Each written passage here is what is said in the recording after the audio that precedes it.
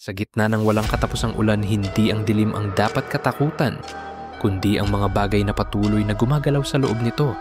Naramdaman mo na ba ang kakaibang kiliti sa batok ang pakiramdam ng hindi katiyakan kapag parang iba ang mundo sa paligid mo? Ang ulan kasabay ng walang hintong tunog nito at ang kakayahang gawing kakaiba ang mga pamilyar na tanawin ay may paraan upang palakihin ang mga ganitong damdamin. Ngayong gabi, sisirain natin ang 3 totoong kwento kung saan manipis ang tabing sa pagitan ng normal at nakakatakot sa ilalim ng gabing puno ng ulan.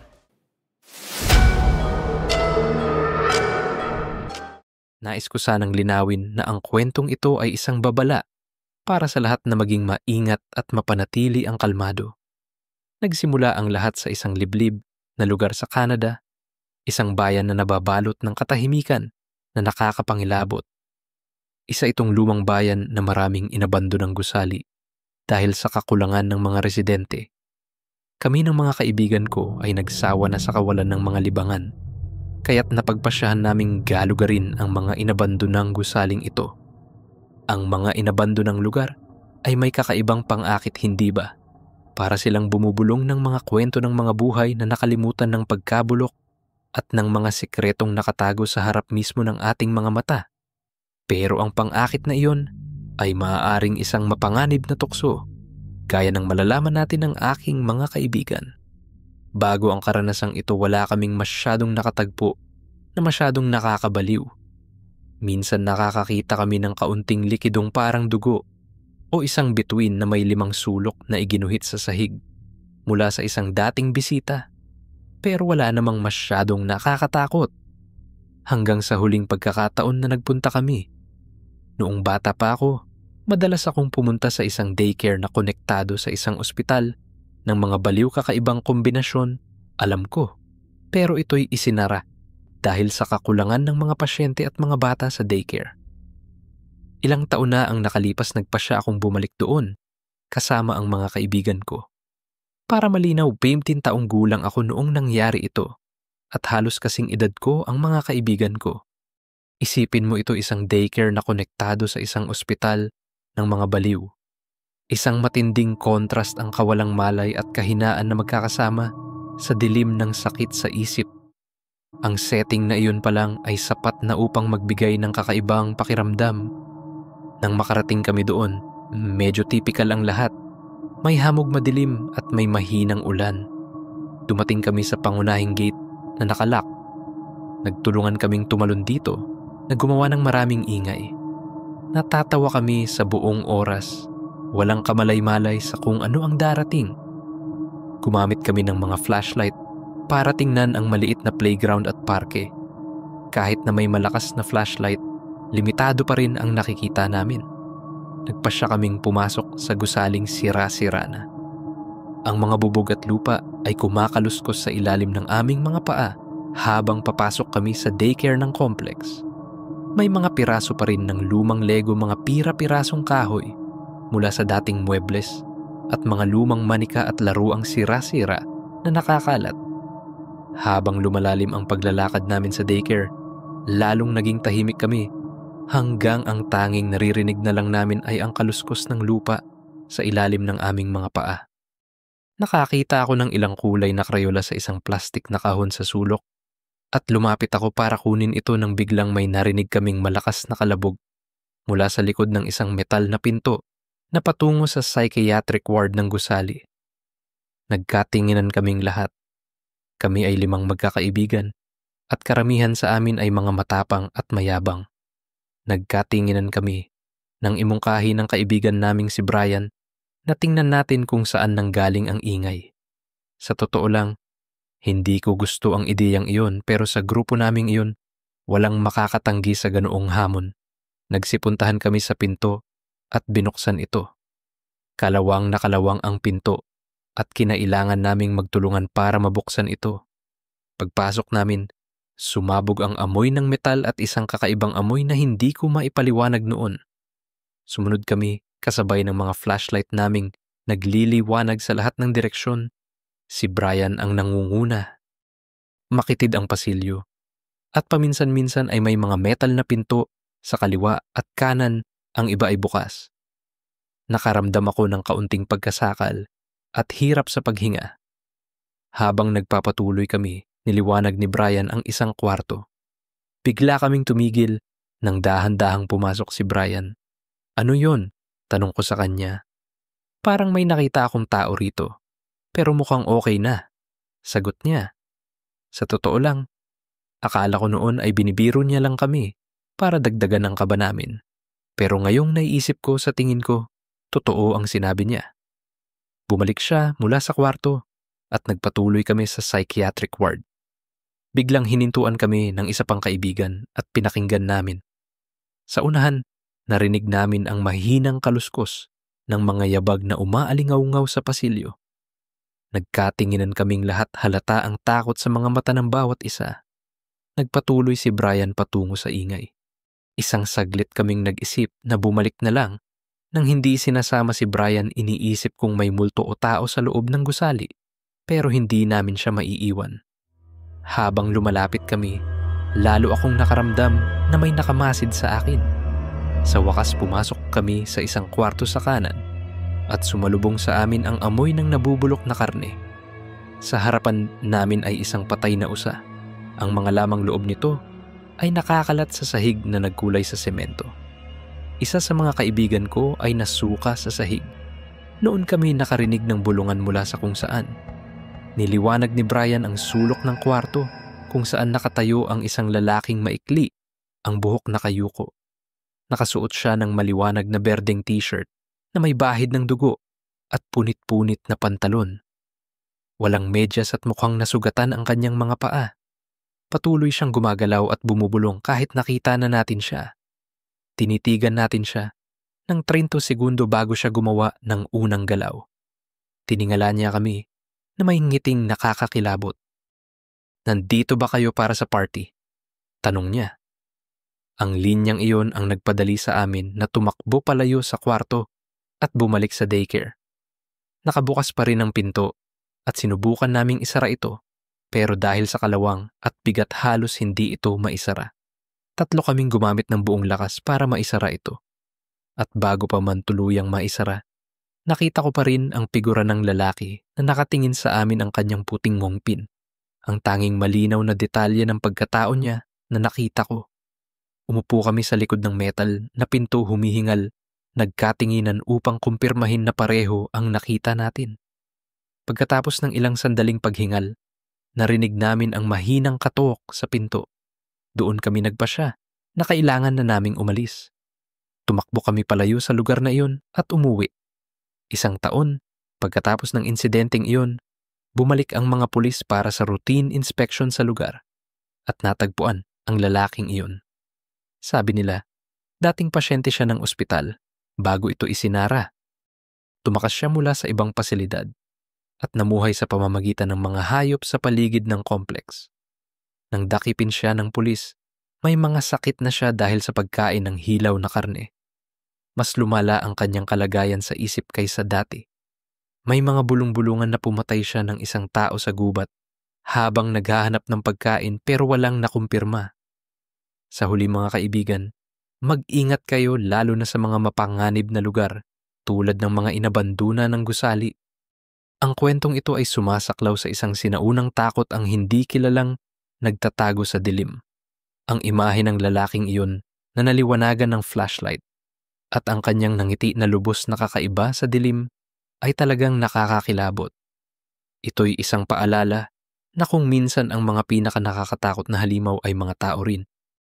Naalala ko ang isang artikulong nabasa ko tungkol sa isang grupo ng mga kabataan na nag-explore ng inabandonang ospital sa magdagdag ng totoong lungsod. Hindi sila nakakita ng isang baliw, pero nakakita sila ng mga ebidensya ng mga nakakatakot na ritual at naramdaman ang matinding takot. Ang karanasang iyon ay nagpabigla sa kanila at nagsilbing paralel sa kwentong ito. Ang bahay ko ay ilang daang metro lang ang layo mula sa isang maliit na simbahan sa labas ng bayan. Bagamat lumaki akong Katoliko, Hindi ako masyadong relihiyoso at pumupunta lang ako sa simbahang iyon noong bata pa ako kapag dinala ako ng mga magulang ko. Namatay ang tatay ko noong teenager pa ako at tumigil na kami sa pagdalo sa misa bilang pamilya. Pagkatapos noon pumupunta lang ako doon kapag inaya ako ng mga kaibigan. Ngayon, 21 taong gulang na ako at dumadaan lang ako sa simbahan kapag pupunta ako sa lungsod dahil may makitid na kalsada ng lupa sa tabi ng simbahan na patungo sa parking lot sa likod malapit sa isang malaking kalsada kung saan madaling sumakay ng bus papunta sa trabaho. Mas malapit ito kaysa sa gate ng village sa kabilang direksyon at isang sakay lang ng bus ang kailangan ko. Hindi ako madaling matakot at wala rin akong trauma mula sa takot. Pero narito ako para sabihin sa inyo na ang nakita ko sa tabi ng simbahang iyon 3 buwan na ang nakalipas ay nananatiling nakakapangilabot sa akin hanggang sa aking mga buto. May nabalitang bagyo noong simula ng linggo, pero noong maagang Huwebes ng umaga, habang papunta ako sa trabaho, malinaw ang langit, walang ulap na humarang sa bituin. Kaya't hindi ako nagdala ng payong. Tumalon ako sa gate ng parking lot dahil naka-chain ito hanggang himalara ng umaga para sa unang misa. Hindi naman nag-abala ang gwardiya dahil kilala ng mga tauhan ng simbahan ang pamilya ko. Ako ay isang chef sa isang hotel at ito ay isang napakahirap na trabaho. Kailangan kong umalis ng bahay bago sumikat ang araw at kadalasan nagtatrabaho ako hanggang pagkalipas ng paglubog ng araw. Ang tanging oras na nakikita ko ang araw ay kapag naatasan ako sa buffet station kung saan kita ang pool. Isang nakakapagod at mababang sweldo na araw iyon para sa akin. Hindi ako naatasan sa buffet. Nasa kusina ako kung saan walang bintana, kaya't nagulat ako nang makitang basa ang kalye pagkatapos ng trabaho. Maliwanag na umulan ng malakas buong hapon at humintulang ito pagsapit ng dapit hapon. Mga 8 ng gabi nang umalis ako sa hotel. Sa aming bansa ang mga baha sa kalsada ay nangangahulugang traffic sa loob ng ilang oras. Hindi ito bago.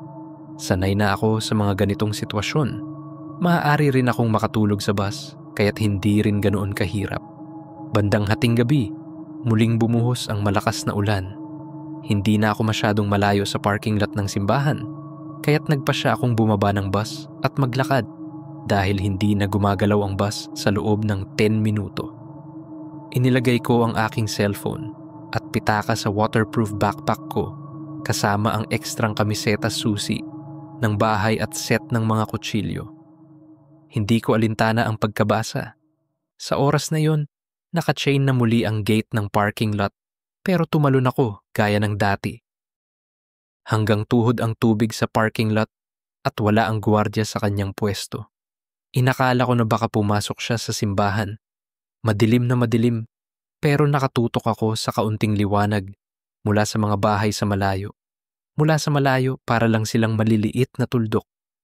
Naglalakad ako sa parking lot na parang swimming pool ng mga bata nang marinig ko ang kakaibang tunog ng tubig sa malayong sulok sa kaliwa. Dahil sa malakas na ulan, hindi ko malinaw na makita ang anumang bagay doon. Pero alam ko na hindi ako nag-iisa. Lahat ng ilaw sa parking lot ay patay at ang tanging gabay ko ay ang mga malabong ilaw ng mga bahay sa unahan at ang aking alaala ng lugar. Isang tuwid na kalsada ng lupa ang pupuntahan ko, kaya't hindi ko kailangang mag-alala tungkol sa ilaw. Ang tunog ng mga patak ng ulan ay naging isang pare-parehong ingay, kaya't madali kong narinig na may nangyayari sa sulok na iyon. Nakakita ako ng figura ng isang tao na parang nakaupo dahil ang tanging nakita ko ay mula baywang pataas. Habang lumalapit ako at nasanay ang mga mata ko sa dilim, napansin ko na isang babae iyon dahil sa mahaba niyang buhok at kurbada ng katawan. Kinakawag-kawag niya ang kanyang mga kamay at hinahampas ang tubig sa paligid na may kasamang ungol habang hinahampas ang kanyang kamao sa tubig. Mga 2 haba ng kotse ang layo niya sa akin, kaya't hindi ako masyadong nag-alala. Nakaharap na ako sa mga baliw noon. Minsan ko siyang nilingon habang dumadaan ako. Pagkatapos, narating ko ang kalsada ng lupa.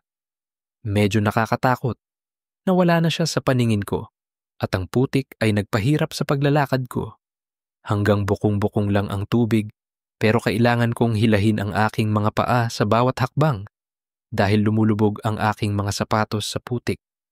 Isang maliit na pagsabog ng tubig ang nagpalingon sa akin at sa dilim ng kalsada ng lupa, nakita ko ang babaeng nakadapa sa mababaw na tubig. Natigilan ako, iniisip kung dapat ko siyang tulungan. Ayoko talagang maging dahilan ng pagkamatay ng isang tao sa mababaw na tubig. Mga 10 hakbang ang layo niya sa akin at bago pa ako makapagdesisyon, nagsimula siyang gumalaw. Masyadong madilim para makita ang mga detalye pero kita ko ang kanyang silweta, sapat na upang makita na nakatingin siya sa akin. Dahan-dahan siyang bumangon gamit ang kanyang mga kamay at paa, pero nanatili ang kanyang mga kamay sa lupa. Noon, ako natakot ng husto. Hindi ko maigalaw ang aking mga paa at naisip kong abutin ang kutsilyo. Pero natakot akong gumalaw. At pagkatapos nagsimula siyang gumapang patungo sa akin gamit ang kanyang mga kamay at paa. Natakot ako at biglang tumakbo patungo sa bahay ko. Naririnig ko ang pagsabog ng tubig sa likuran ko, kasabay ng kanyang paghingal na parang humihingal siya. Tumulo ang luha ko at ang ulan na humahampas sa mukha ko ay nagpalabo sa liwanag ng mga bahay sa malayo. Pero alam ko na tumatakbo ka para sa buhay ko. Hindi ko alam kung nakasunod siya, pero wala akong lakas ng loob na lumingon. Narinig ko siyang sumigaw ng malakas, parang tunog ng baboy, maikli, matalim at malakas. Isang galit na sigaw na walang salita. Iyon ang pinakamabilis kong pagtakbo sa buhay ko. Sa puntong iyon ang tanging naririnig ko ay ang ulan. Walang tigil at malakas. Malapit na ang bahay ko. Dumaan ako sa ilang bahay na may malabong ilaw sa beranda at napansin ko na tumatakbo na ako sa aspalto. Hindi ko alam kung kailan nangyari pero nawala ang mga sapatos ko sa kalsada ng lupa. Isang huling liko at narating ko na ang pintuan ng bahay ko. Buong lakas kong hinila ang zipper ng backpack ko at hinintay ko ang susi habang desperadong lumilingon para tingnan kung sinusundan pa rin ako. Pumasok ako sa bahay, isinara ang pinto at natumba. Hindi ko na maalala ang iba pang nangyari noong gabing iyon. Pero nang magising ako kinabukasan sa kama ko, ikinuwento sa akin ng kapatid ko.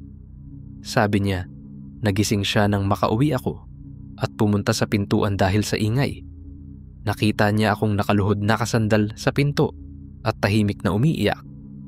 Ginigising niya ang nanay ko at sinubukan nila akong aliwin pero hindi ako nagsalita. Tinanong nila ako pero umiling lang ako. Pinapaltan nila ako ng tuyong damit at dinala ako sa kama ko.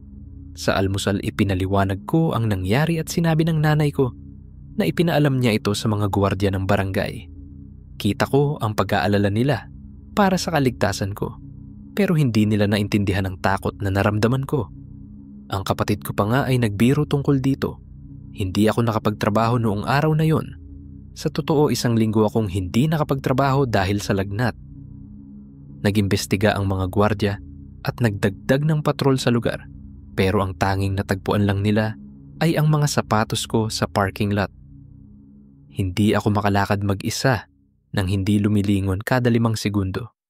Ang malalakas na ingay ay nagpapabilis ng tibok ng puso ko at hindi ko kayang tiisin ang tunog ng ulan. Pero unti-unti akong gumaling. Ngayon kaya ko nang matulog kahit nakapatay ang ilaw. Sana lang tumigil na ako sa pagkakita sa silweta ng babaeng gumagapang tuwing natutulog ako. Sana mas marami akong masabi tungkol sa kanya. Gusto ko talaga dahil ang matakot sa isang bagay ay isang bagay pero kapag hindi mo alam kung ano ang kinatatakutan mo, ang isip mo ang magpupuno sa mga nakakatakot na detalye. Ang kwentong ito ay isang mabagal na pag-akyat ng takot, isang damdaming lumalaki sa bawat detalye.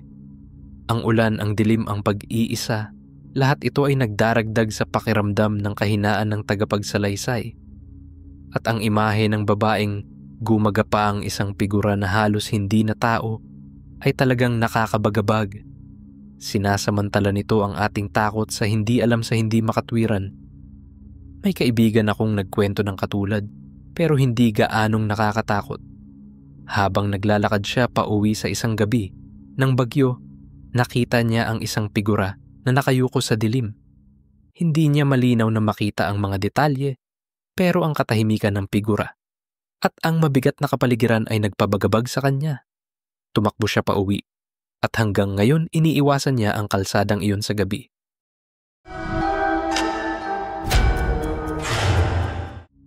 Umuwi ako sa aming bahay sa unang pagkakataon pagkatapos ng isang taon sa kolehiyo. Ang bahay namin ay nasa labas ng isang maliit na bayan na papalibutan ng mga gubat. May maliit na lawa na gawa ng tao na nahiwalay mula sa isang ilog na dumadaloy ng milya-milya sa gubat at nahahati sa ilang sapa sa silangan ng lawa. Malapit sa bahay namin, may maliit na landas na may damo na patungo sa ilog sa pamamagitan ng isang sapa. Mahaba ang lakad pero madalas akong maglakad doon noong bata pa ako.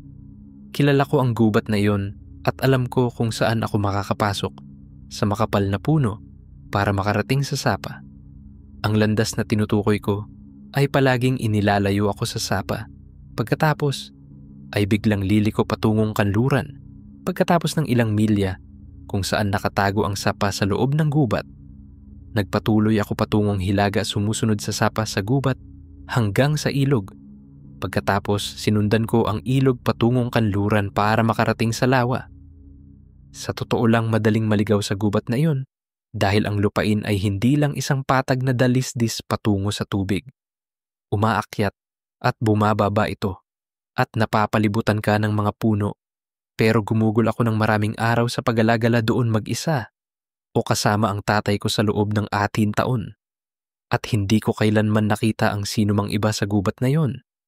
2 beses akong pumunta doon, ngayong tag-init parehong mag-isa.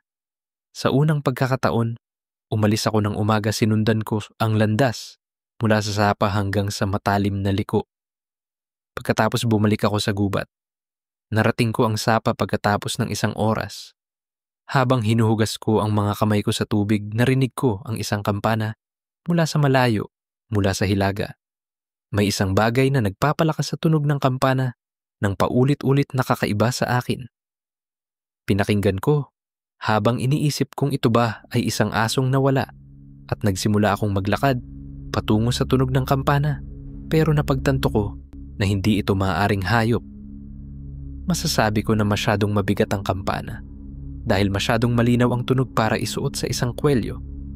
Nagpatuloy ako at ang kampana ay lumayo sa akin hanggang sa tumigil ito pagkatapos ng 5 minuto. Ang sapa ay hindi rin sapat na malaki o malakas para dalhin ang isang kampana na maaaring nasa isang tolda o katulad nito at ang ilog ay masyadong tahimik. Iniisip ko ang lahat pero walang makapaliwanag sa tunog na iyon maliban sa isang malinaw na posibilidad na sa hindi ko malamang dahilan hindi ko gustong isipin. Alam ko na tao ang gumagawa niyon pero itinigil ko ang pag-iisip tungkol dito at nagpatuloy ako sa paglalakad hanggang sa makakita ako ng isang badger. Isang patay na badger na maingat na naputol ang ulo. Halatang ginawa ito gamit ang kutsilyo. Medyo sariwa pa ito. Malambot pa ang katawan at wala pang masyadong amoy na nabubulok. Puno ng uod ang sugat pero alam ko na normal iyon pagkatapos ng pagkakabuka. Ang kampana ay sumunod sa sapa at ako rin. Kaya't ang badger ay inilagay doon, marahil pinatay doon o hindi bababa sa naputulan ng ulo habang papunta ako sa direksyong iyon sa palagay ko. Hindi ko talaga alam pero wala nang iba pang nangyari noong araw na yon. 1 linggo, pagkatapos bumalik ako sa pangalawang pagkakataon, ngayong tag-init, at iyon din ang huli. Umalis ako ng bahay mga Aimilarakos ng gabi, at narating ang sapa pagkatapos, ay naglakad patungo sa ilog sa loob ng 1 oras. Pagkatapos, nagpasya akong bumalik sa lumang landas dahil huli na at malakas ang ulan. Lumubog ang araw mga 9 ng gabi, kaya't nagmadali akong maglakad habang ang tunog ng ulan sa mga puno ay surreal at maingay. Medyo nakayuko ako habang tumatakbo sa pinakamakapal at pinakabukas na bahagi ng gubat nang bumangga ako sa isang mabigat na bagay. Mabaho, isang nabubulok na badger na ang ulo ay nakabitin sa harap ng mga paa nito, nakatali at umiindayuwog sa puno. Isang sako ng nabubulok mabahong laman na may berdeng likido na tumutulo. Nagsimula akong sumuka. May malagkit na likido sa buhok ko. Nakakadiri. Sa una tinitigan ko lang ito. Pagkatapos nagsimula akong magpanik dahil basang-basa ako sa ulan. Ang aking mga pandama ay nagulo. Parang binuhusan ako ng malamig na tubig nang mapagtanto ko na sumunod ako sa parehong daan patungo sa ilog. Kaya't may nagbitin ng bangkay pagkatapos kong dumaan dito. May nakakaalam na makikita ko ito. May sumusunod sa akin at tumatakbo sa gubat o ang mahinang tunog ng mga sanga na nabali sa paligid ko ay hindi mula sa hayop. Lumilingon ako at nagsimulang tumakbo. Habang naglalakad at tumatakbo ako pabalik sa landas, narinig ko ulit ang kampana. Tinawagan ko ang tatay ko habang tumatakbo. Sinabi ko sa kanya na salubungin ako sa kalsada na lumiliko patungong kanluran. Iyon ang pinakamalapit na bahagi ng kalsada sa akin at sinabi ko sa kanya na bilisan niya dahil may tao sa gubat. Hindi ko maipaliwanag ang nararamdaman ko. Parang hinukay ang aking bituka at tiyan. Naramdaman ko ang balahibo ko sa batok na tumayo kahit basa ako. Madilim at tumakbo ako nang mabilis hanggat kaya ko. Nagpanik ako dahil malayo pa ang kalsada, masyadong malayo para makaramdam ng ligtas. Patuloy ang ulan. Lahat ng tunog ay nababawasan. Parang mas malayo ang lahat kaysa dati. Ang kampana ay mas tumagal kaysa noong una paminsan-minsan at pakiramdam ko ay napapalibutan ako nito sa isang punto. Ang takot kasabay ng mahinang pandinig ko at ang katotohanang hindi ako makahinga ng normal ay nagpabagabag sa akin. Alam ko na patungo ako sa timog kanluran pero hindi ako sigurado sa ginagawa ko. Hinihingal ako umiiyak na parang bata na titisod sa mga dahon at sanga tulad ng tanga. Pero patuloy akong nakipag-usap sa nanay ko sa telepono na papunta na kasama ang tatay ko. Naririnig ko ang mga tunog pero hindi ko sigurado kung ano ang mga iyon. Sumigaw din ang nanay ko sa telepono na nasa kalsada na sila at kailangan kong bilisan. Natakot ako gaya ng maiisip mo kaya't lumipat ako sa survival mode.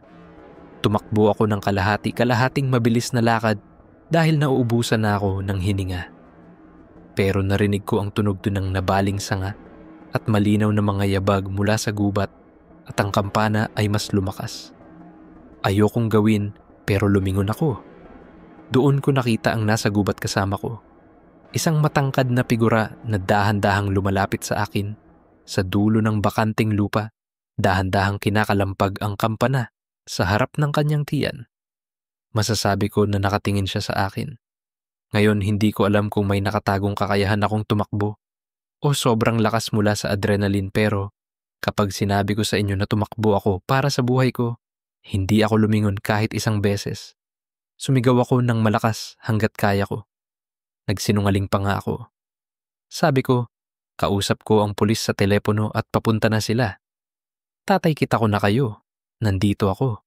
Gusto ko sanang sumigaw, tatay, nasaan ka? Pero itinago ko iyon. Pakiramdam ko, may mangyayaring masama. At pakiramdam ko, nasa likuran ko lang ang lalaking iyon.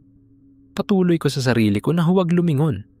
Hinihingal, humihingal, umiiyak ng malakas at sumisigaw sa tatay ko. Nahulog ko pa ang bag ko at napansin ko lang na wala na ito nang nasa kotse na ako. Pakiramdam ko ang telepono lang ang paraan para makauwi ako. Parang hindi na totoo ang lahat. Parang ang mga paa ko ang gumagalaw ng mag-isa. Hindi ko alam kung sinusundan pa rin ako ng lalaki.